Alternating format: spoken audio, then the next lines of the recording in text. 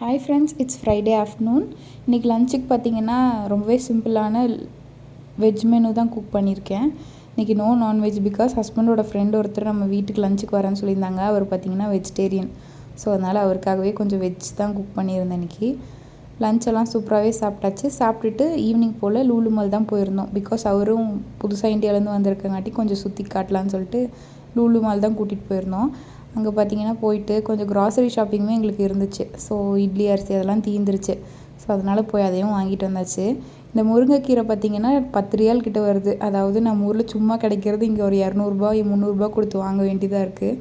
But ஹெல்த்தியாக கிடைக்குதுன்னு எப்போ லூலு மால் போனாலும் நான் இப்போ எடுத்துகிட்டு வந்துடுறது. இது ஒன்ஸ் குக் பண்ணுறதுக்கு எங்களுக்கு கரெக்டாக இருக்கும். ஸோ வாங்கிட்டு வந்த திங்ஸ் எல்லாமே அங்கங்கே எடுத்து வச்சாச்சு. கொஞ்சம் ஃப்ரூட்ஸுமே வாங்கிட்டு வந்திருந்தேன். ஸோ அதெல்லாமே ஃப்ரிட்ஜில் போட்டு இன்றைக்கி டேவை கம்ப்ளீட் பண்ணியாச்சு. நாளைக்கு இன்னொரு ஷார்ட்ஸில் பார்க்கலாம். பாய்.